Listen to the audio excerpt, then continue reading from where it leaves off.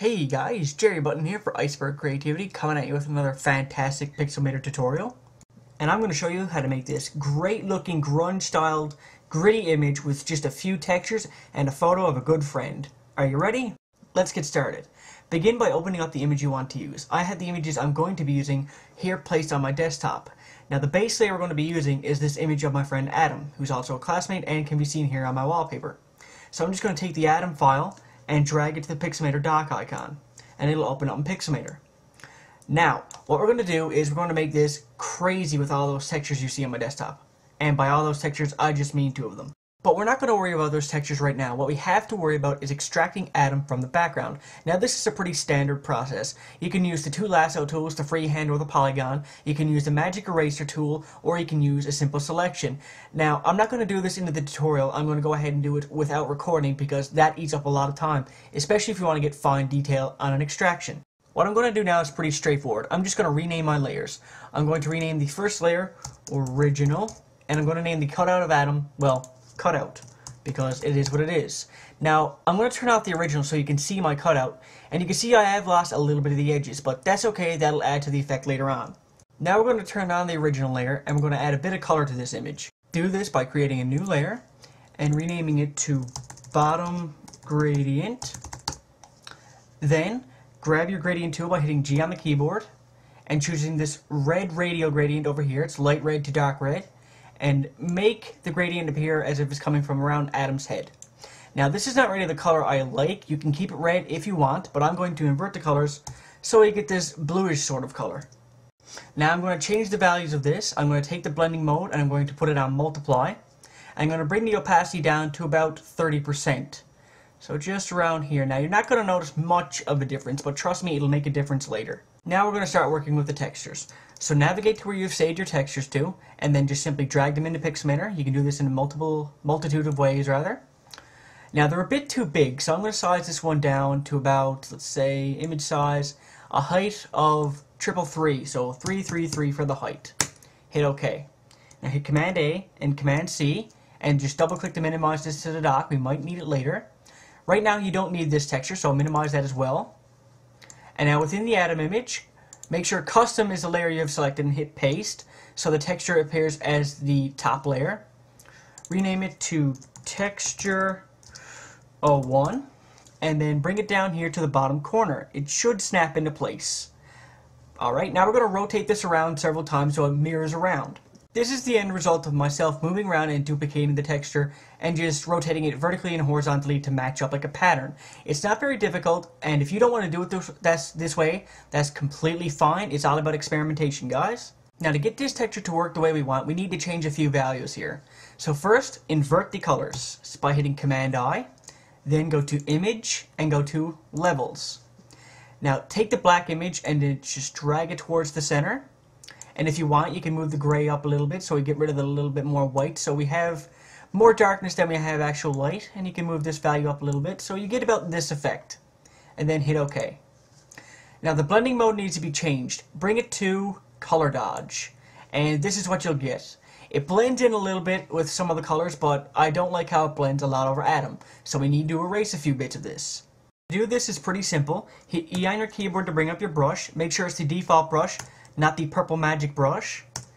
Then go to your cloud brush settings and then change it to what I have around here. So about 40 pixels in diameter, your spacing is about 40 as well, your scatter is about 45, and your flow is 100%.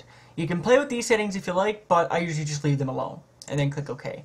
Now I don't want a lot of it around Adam's head and around down by his arms, so I'm going to start erasing right here like this.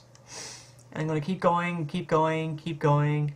And you get the idea. You can move it around here too if you like, so there's not a lot of grit, but you know, it's good to leave some of it around. So there you go. Actually a little bit around here too. Alright, that's fine. Now it's time to start using the other texture we imported. So I'm just going to open up texture 1 and close it as I no longer need it. Now we're going to open up texture 2. It's a bit big still, so you need to go to image and then go to imagery size. Bring it down to the height of your document. In my case it's 666. Hit OK. I'm going to select all of it, copy it, and remove it. Okay. And I'm going to paste it in. It fits perfectly with no more resizing needed. Change the blending mode to multiply and bring the opacity down slightly. Anywhere in the 80 margin is good. Alright, I'm just going to rename this now to Texture 02 and hit OK. Now here's where the detail really starts to shine through. Select your cutout layer and hit Command J to duplicate it. Rename it Cutout Dodge. Bring it to the top of the layers palette so you get this. And set the blending mode to Color Dodge. Simple enough. Next, hit Command J to duplicate this layer. Rename it to Cutout Overlay 01 because we may do this again. And change Color Dodge to Overlay. Now we're going to make things a bit brighter in here, so we're going to duplicate this layer. Surprise, surprise. We're going to rename this one Screen, and then 33%. And we're going to change the blending mode to, you guessed it, Screen. I'm going to bring down the opacity to about 33, anywhere in the 30 margin is good. Now comes a rather tedious part. Select the original cutout overlay, duplicate it, bring it to the top, rename it to simply Overlay, leave it the blending mode as overlay, of course, and bring the opacity down to about 30, 36, 35%, you name it, okay? Now duplicate this 3 more times, so Command J, Command J, Command J, so you get this effect. Alright, now it's starting to look pretty good. So go down to Texture 02, duplicate this image, rename it to Texture 03, and bring it right up to the top of our layers. And what you're going to do is you're going to reset a lot of the settings for this layer. First, change the blending mode from multiply down to color dodge, and now we get a really nice bright looking effect. But there's still too much texture around Adam's head, so we need to get rid of this. So hit E on your keyboard to bring up your eraser again, and with the same erasing brush you used last time, the cloud brush, erase around the areas of Adam's head. Now where this brush is pretty distorted in with it itself, it allows you to make it look like the texture is blending fine. This is why I use this setting. So just erase a bit anywhere you want where you don't think it fits. I'm going to erase it down here by the jackets a bit until you get something you're happy with. Now you're going to duplicate the final cutout layer. So go down to the original cutout, hit Command J to duplicate it, bring it right up to the top of our layers above the texture you just edited, and then just simply rename it to normal, as we're not going to change anything with it but its opacity. Bring the opacity down to about 40. Okay, that should do it. Now we're going to add the coloring layers. Have no worries though, they are just simple gradients. So start by making a new layer and call this one Soft Gray. Hit G on your keyboard to bring up the gradient and choose this black to dark gray or light gray type gradient and drag from this corner down to this corner. And then just simply change the blending mode to soft light and the opacity down to about 20 to 10%. I'm going to use about 15, which is a good happy medium. Now we're going to duplicate this one, so there's 2 of them. And now we're going to add an actual colored gradient. So create a brand new layer, and we're going to call this Orange. Choose this orangey nice gradient, make sure it's radial, okay? And then drag up around Adam's head. Now change the blending mode to multiply, and bring the opacity right down to about 11% or 10% or whatever you want.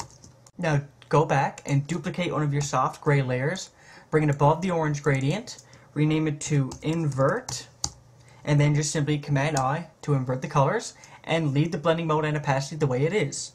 Now the final step, duplicate soft gray number 2, and just rename it Soft Gray, and then just simply bring it to the top, and that's all. You're finished. This effect is pretty easy to achieve if you're willing to sit down and cut someone out and play around with textures, different blending modes and levels. I have another example of what can be achieved with this effect. This was achieved using the exact same method you just watched, except just a few different textures and a few added elements from Max and Cinema 4D. Guys, always keep in mind when doing these types of images to experiment. Experiment with different levels, contrast, blending modes, and textures to achieve some great effects. Thanks for watching.